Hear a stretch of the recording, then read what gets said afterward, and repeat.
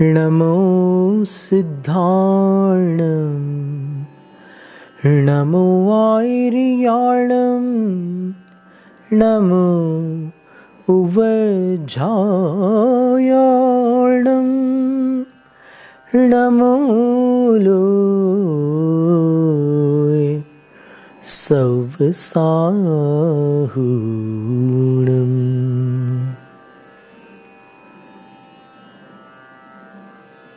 त्रिलोकवर्ती, त्रिकालवर्ती, अरहंत, सिद्ध, आचार्य, उपाध्याय और सर्व साधु परमेष्ठियों को विनम्र वंदन।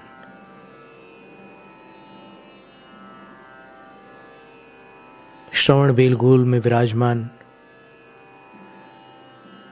विंध्यगिरी के शिखर शिरोमणि गोमटेश्वर बाहुबली स्वामी को भक्तिपूर्ण नमस्कार। दीक्षा शिक्षा गुरु आचार्य विद्यासागर महाराज को नमोस्तु। दिगंबर जैन आचार्यों की श्रृंखला में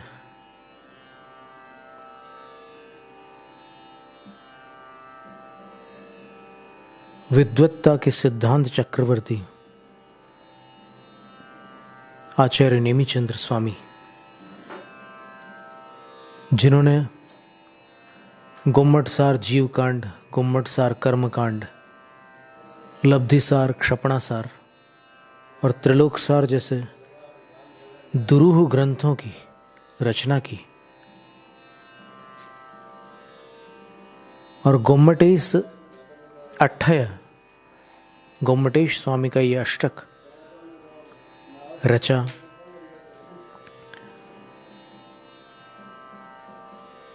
इस पवित्र क्षेत्र में उसी गोमटेश अष्टक का स्वाध्याय श्रृंखलाबद्ध गतिमान है। प्राकृत भाषा में 11 अक्षर वाले उपजाति छंद में यह स्तोत्र आचार्य श्री ने निबद्ध किया है। 8 काव्य है, इसलिए अष्टक। अष्टौ अवयवाः यस्य तत् अष्टकम, जिसके 8 भाग होते हैं उसको अष्टक कहते हैं। तो इसके प्रथम 3 काव्यों का स्वाध्याय अपन ने किया था। आज भगवान की शोभा का ऊपर से नीचे तक वर्णन करने वाले आचार्य नेमिचंद सिद्धांत चक्रवर्ती चतुर्थ काव्य में देखिए क्या कहते हैं।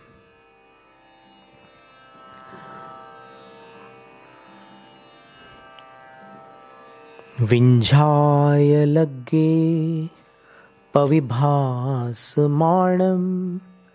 सिंहामणिं सव सुचेदियाणं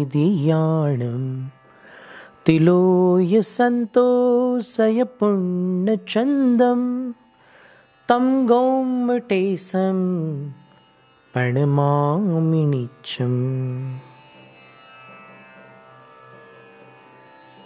विंझाय लग्गे प्राकृत शब्द है। विंझाय लग्गे की संस्कृत छाया है विंध्याचल आग्रे। विंझायल, विंझ, विंध्या, विंध्यगिरी जिसको कहते हैं, विंझ और अचल, इनकी संधि कर दी विंझायल और अग्रे, विंझाय लग्गे, अर्थात विंध्याचल के अग्रभाग पर, शिखर पर। पविभासमाणम, जो शोभा को प्राप्त हो रहे हैं, प्रकाशमान हो रहे हैं। और सव सुचेदियाणम, सर्व सुचेता जनों के सिंहामणि, जो शिखामणि है, अर्थात जितने भी सुचेता जन है, विद्वत जन है, ज्ञानी जन है, उनके शिखामणि है, अर्थात विद्वानों में श्रेष्ठ है, ज्ञानी जनों में सर्वोच्च हैं और तीसरे चरण में कहते हैं तिलोय संतोषय पुण्य चंदम। त्रिलोक को संतोष प्रदान करने वाले पूर्णिमा के चंद्रमा हैं। जिस प्रकार पूर्णिमा का चंद्रमा सभी को आह्लादित करता है, वैसे ही गोमटेश्वर बाहुबली स्वामी त्रिलोक को संतुष्ट करने के लिए पूर्णिमा के चंद्रमा तुल्य है। तो ऐसी तीन विशेषताओं वाले इन तीन पंक्तियों में जो वर्णन किया है, विंध्याचल के अग्रभाग पर अर्थात विंध्यगिरि के शिखर पर जो प्रकाशमान है, शोभमान है, जो सर्व सुचेता जनों के शिखामणि है,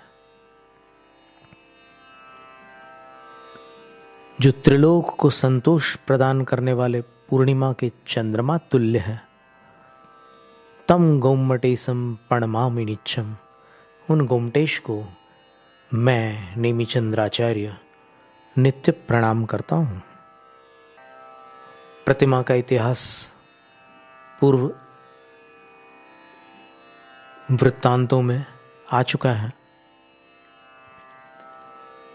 और काल शुद्धि का महत्व भी प्रकरणवश आचार्य जिनसेन स्वामी के वचनानुसार प्रस्तुत किया गया। अन्य स्थानों पर भी धवल आदि ग्रंथों में स्वाध्याय हेतु काल शुद्धि का वर्णन है। प्रतिष्ठा मुहूर्त की अपनी काल शुद्धि अलग होती है। आचार्य जिनसेन स्वामी के वचनानुसार अपन ने देखा कि दीक्षा मुहूर्त जो होता है वहां पर भी काल शुद्धि महत्व रखती है। एक बार आचार्य शांति सागर महाराज श्री से किसी विद्वान ने पूछा कि आचार्य श्री, आप भी ज्योतिष वगैरह पर विश्वास करते हो? ये क्या कर रहे हो आप? कुंडली वगैरह क्या देख रहे हो? आचार्य श्री बोले कि मुनि दीक्षा हंसी खेल नहीं है। यदि अनुचित काल में दीक्षा दी जाती है तो शिष्य का अहित हो सकता है। इसलिए हम जो विधि शास्त्रों में आई है उसके अनुसार काल शुद्धि का ध्यान रखते हैं। आचार सार ग्रंथ में बतलाया कि दीक्षा मंदिर के किस भाग में दी जाती है। यदि मंदिर में दीक्षा हो रही हो तो जहां तहां बैठाल करके दीक्षा नहीं दी जा सकती, उसका एक निर्दिष्ट स्थान है। फिर शुक्र संबंधी कुछ निषेधात्मक निर्देश भी वहां पर दिए हुए हैं।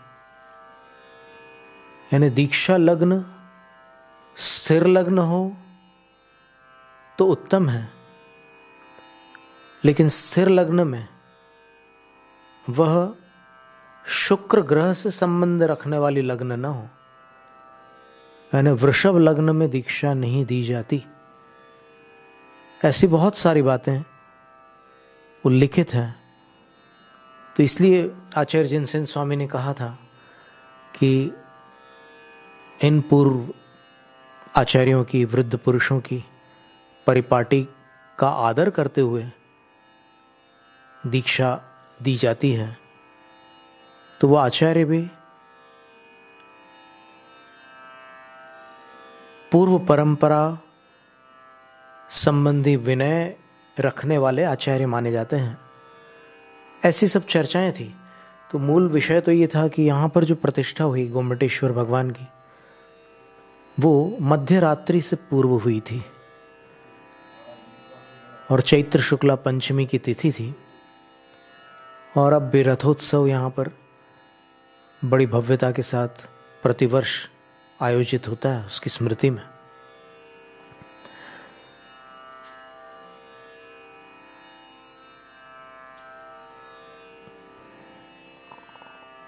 फिर इस प्रतिमा से संबंधित स्तुति में जितने वचन हैं वो तो अपने स्थान पर हैं। पूरे प्रतिमा के ऊपर से नीचे तक संपूर्ण आकृति को लेकर के आचार्य श्री ने स्तुति की है।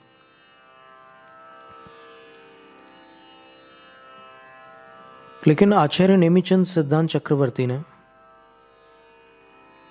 अन्यत्र भी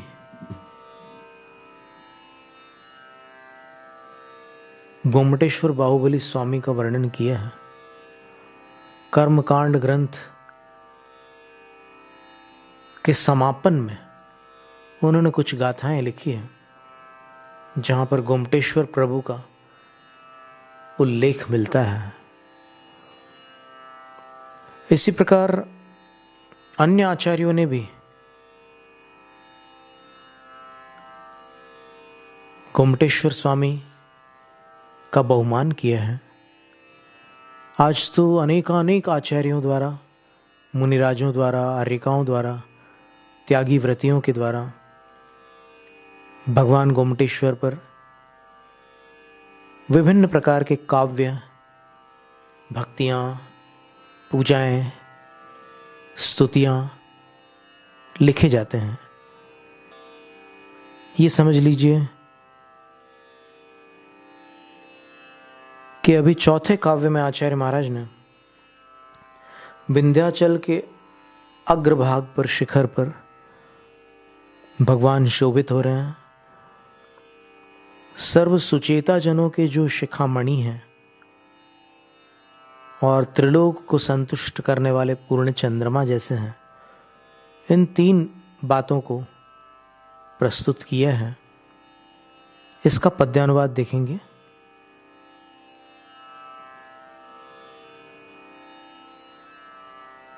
मूल राग यमन में था और ये पद्यानुवाद हंस ध्वनि है।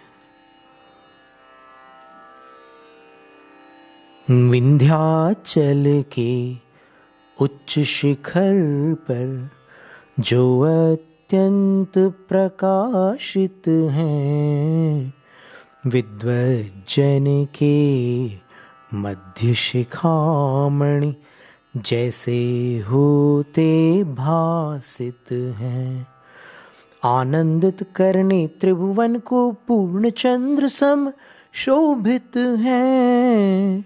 सर्वकाल वे गोमटेश प्रभु मेरे द्वारा वंदित हैं।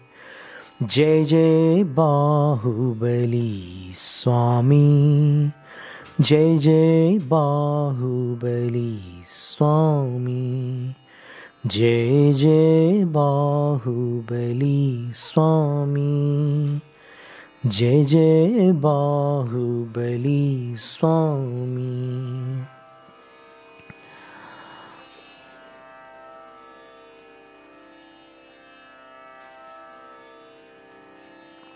जिन बिंब की प्रतिष्ठा को लेकर सन 1981 में हमारे धर्म गुरु जिनेंद्र वर्णी जी ने भोपाल में बड़ी सुंदर बात कही थी। उन्होंने एक बात रखी कि पुराने मंदिरों में और पुरानी प्रतिमाओं में ऐसी क्या बात थी कि लोग वहां जाते थे, मस्तक झुकाते थे, जमीन पर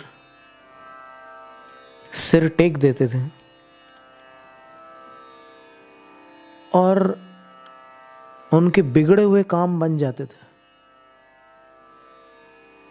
क्या कारण था?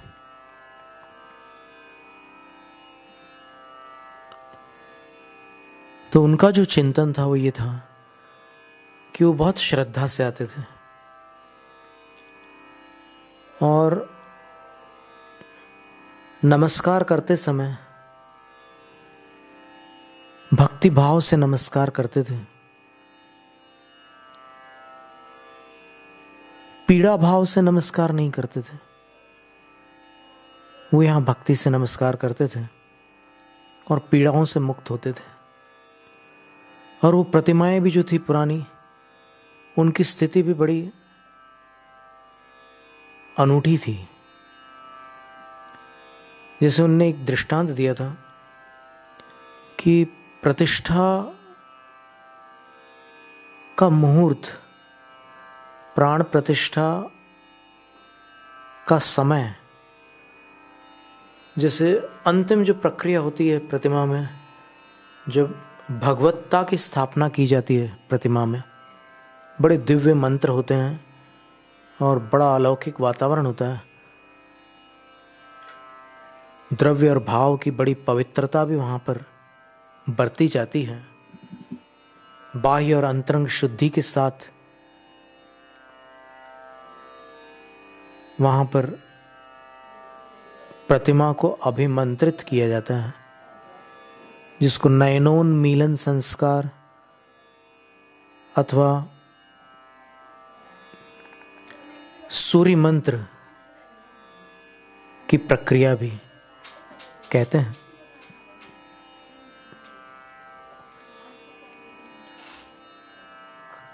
तो उस प्रक्रिया में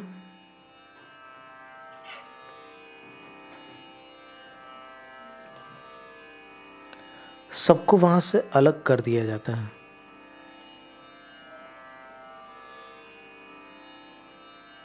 और फिर बड़ी सावधानी के साथ प्रतिमा को अभिमंत्रित करते हैं।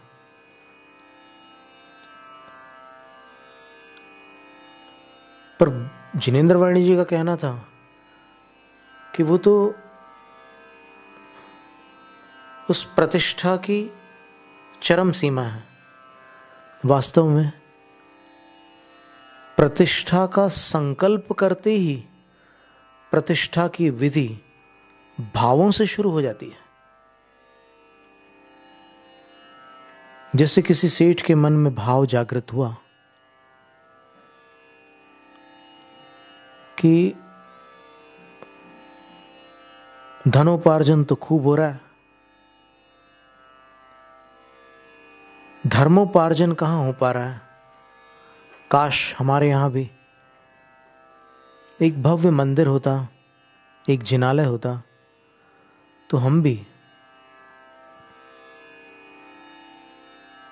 भक्ति करते, अभिषेक करते, पूजा करते, ध्यान करते, स्वाध्याय करते, जाप करते, विधान करते, अनुष्ठान करते, बहुत कुछ करते। लेकिन इसकी कमी है। हमारी नगरी मंदिर की अपेक्षा से सुनी है। ऐसा विचार उसके मन में आता है और फिर देखता है कि मेरी पूंजी कितनी है।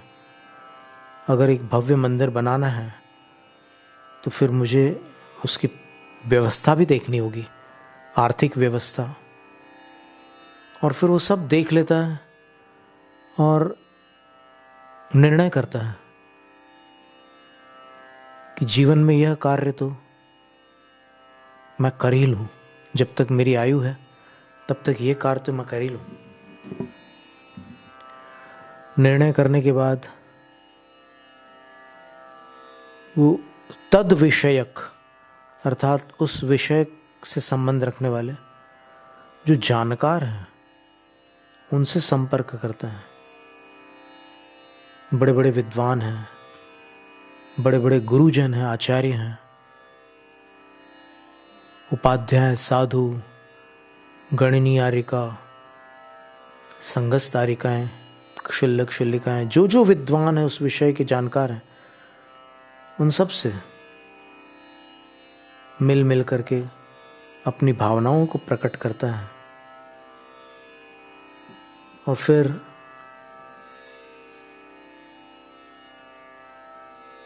उस शिल्पकार की खोज करता है जो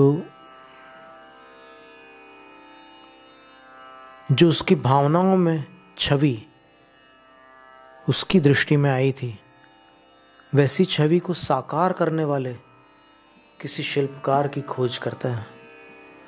पता चलता है कि है कोई वहां पर, बहुत सुंदर कारीगरी करता है। तो सेठ उनके पास जाता है।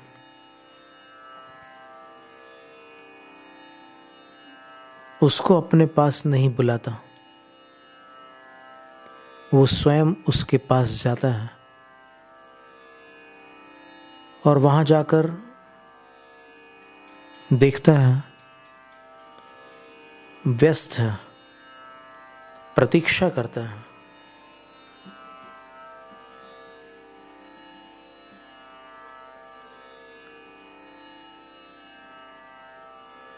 प्रतीक्षा बड़ी परीक्षा है।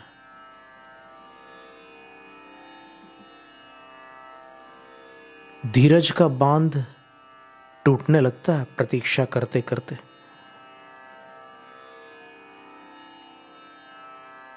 सारे विद्यार्थी जानते हैं जब परीक्षा फल आने वाला होता है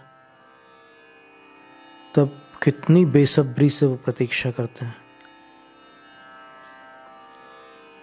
नेता लोग भी जानते हैं कि जब चुनाव का परिणाम आने वाला होता है तब कैसी प्रतीक्षा करनी पड़ती है। और अन्य भी जहां जहां प्रतीक्षा के प्रसंग बनते हैं उन सबको पता है कि प्रतीक्षा भारी वस्तु है। कभी कभी प्रतीक्षा करते करते लगता है कि अब चलो, अब यहां से, अब विवशता में प्रतीक्षा करनी भी पड़ती कभी कभी।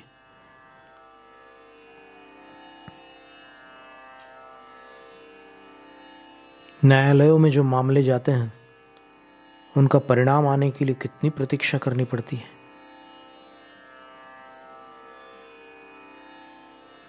तो सेठ जी प्रतीक्षा करते हैं। फिर अंत में देखते हैं कि अरे वो पानी पीने के लिए उठा है, चलो यदि समय मिल जाता है तो बातचीत कर लेंगे। तो वो होती, पहली मुलाकात होती है और सेठ जी उसका अभिवादन करते हैं। वो भी हाथ जोड़ लेता है, बोले कहिए सेठ जी, आपका आना कैसे हुआ यहाँ पर। तो सेठ जी आदिश्वर प्रभु के पुत्र का नाम लेकर कहते हैं कि हे विश्वकर्मन,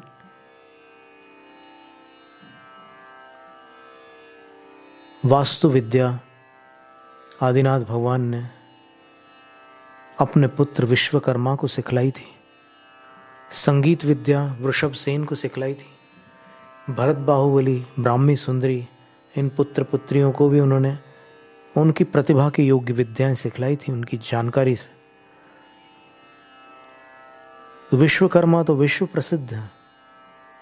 सब लोग जानते हैं कि ये शिल्पकार, वास्तु के निर्माता है। तो उनके नाम से इस कारीगर को, जो कलयुग में जन्मा है, सेठ जी पुकारते हैं, हे विश्वकर्मन।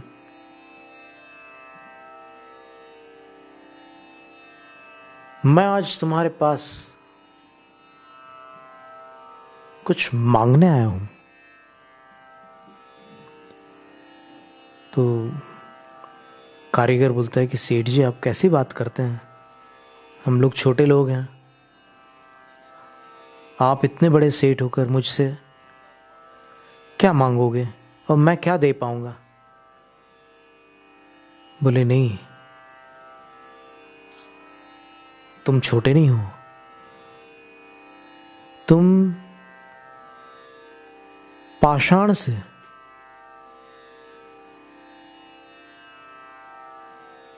अपनी कारीगरी, अपनी कुशलता द्वारा भगवान बनाते हो। तुम मूर्ति का निर्माण करते हो। मुझे भगवान की मूर्ति चाहिए, इसलिए मैं तुम्हारे पास आया हूं।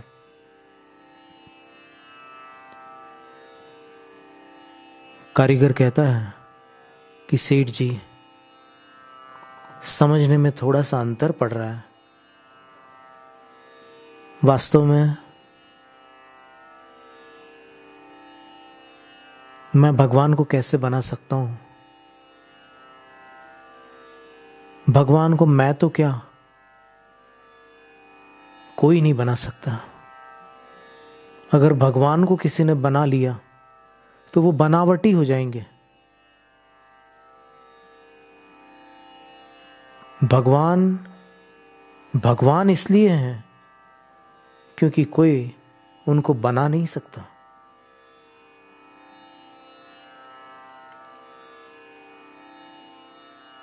फिर तुम जो मूर्तियां बनाते हो वो भगवान की मूर्तियां तो होती है। बोले सेठ जी, यही मैं निवेदन करना चाहता हूं कि मैं मूर्ति बनाता नहीं हूं, बस मुझे एक दृष्टि प्राप्त है, मुझे कोई वरदान है। हमारे वंश को ऐसा वरदान प्राप्त है कि हम जब किसी पत्थर को देखते हैं तो उस पत्थर के अंदर हमें भगवान के दर्शन हो जाते हैं। किसी भी कलाकार के पास 3 गुण अपेक्षित होते हैं। एक तो उसकी दृष्टि, दूसरा गुण है कल्पना शक्ति, और तीसरा गुण है हृदय। कलाकार भावुक होता है, तो हम लोग भावना से पाषाण में भगवान को पहले देख लेते हैं और उसके बाद क्या करते हैं, हम बनाते हैं ही नहीं, वो बने बनाए हमें दृष्टिगोचर हो चुके हैं। हम उनके अलावा जो हिस्सा होता है पत्थर का, उसको बस साफ करते हैं और एक दिन वो इतने साफ हो जाते हैं कि सब लोग देखने लग जाते हैं कि हाँ, ये मूर्ति बन गई। मूर्ति बनी नहीं है,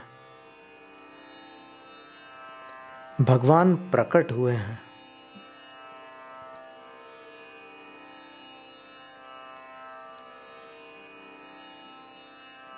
तो सेठ जी बोलते हैं कि इतनी रहस्यपूर्ण बात तुमने मुझे बतलाई, मेरा आना सार्थक हुआ। अब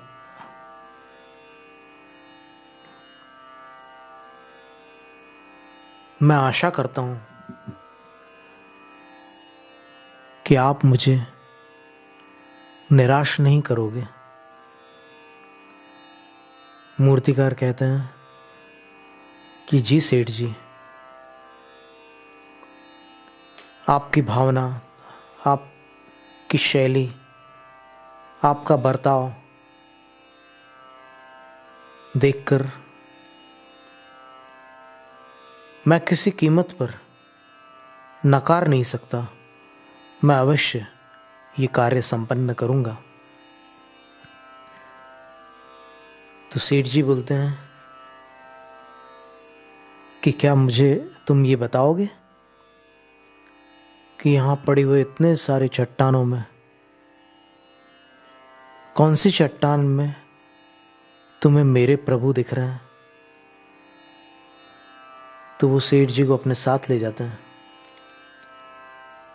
और सेठ जी अपने पादत्राण, पैरों में पहनने वाली जो वस्तुएं होती है, उनको दूर रख करके फिर उस स्थान पर जाता है जिस पवित्र स्थान से आराध्य प्रकट होने वाले हैं।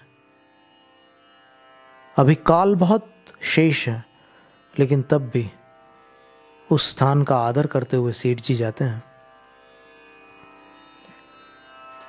और वो अनेक पाषाणों को देखता है और सेठ जी के वार्तालाप से उसने अनुमान लगा लिया था कि कैसे भगवान इनको इष्ट होंगे। और फिर एक चट्टान के पास आकर के रुकता है और पल भर के लिए उस चट्टान को निहारता है और फिर ऐसे हाथ जोड़ता है। सेठ जी उसको देखते हैं क्योंकि सेठ जी को तो कुछ दिखता नहीं है उस पत्थर में। और उसके बाद सेठ जी बोलते हैं कि मेरे योग्य कोई, मैं कुछ मदद कर सकता हूं तो बता दो। तो वो कहता है कि जी सेठ जी। वो अपने औजार लेकर के आता है जिनके माध्यम से वो सब कार्य संपन्न होता है, और उनको ला करके उनकी पूजा करता है। सेठ जी उस दृश्य को देख करके पल भर के लिए विचार करता है कि ये क्या कर रहा है, लेकिन फिर विवेकी होने के कारण इनमें तो कुछ भी छुपाने लायक नहीं है, इसलिए इनके निर्माण में मुझे बड़ी सावधानी बरतनी पड़ती है। और जब सब कार्य संपन्न हो जाता है तो सेठ जी उसको पुरस्कृत करना चाहते हैं। सेठ जी उसको न्योछावर देते हैं, मूल्य नहीं देते। मूल्य इसलिए नहीं देते क्योंकि अमूल्य का कभी मूल्य होता नहीं, और बड़े आग्रह के साथ देते हैं उसको, बहुत उत्सव मनाते हैं।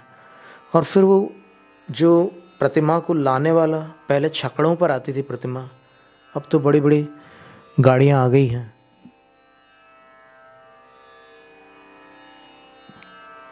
तो उन छकड़ों को भी पूजा जाता था, लकड़ी से बनते थे वो, और फिर उन पर प्रतिमा को विराजमान करके लाते थे। कैसे संभव है?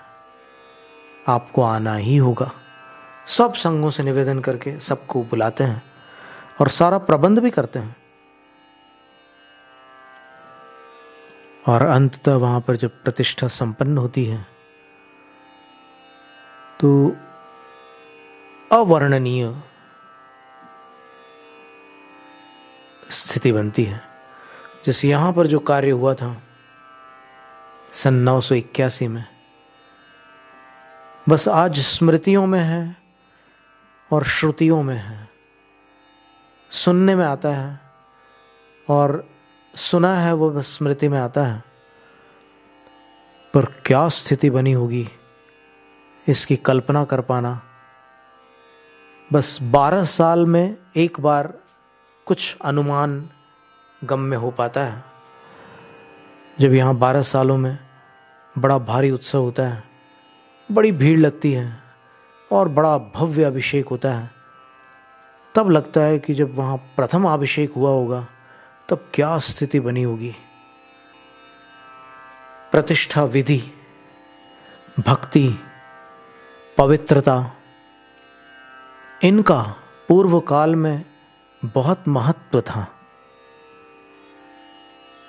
सांस्कृतिक कार्यक्रम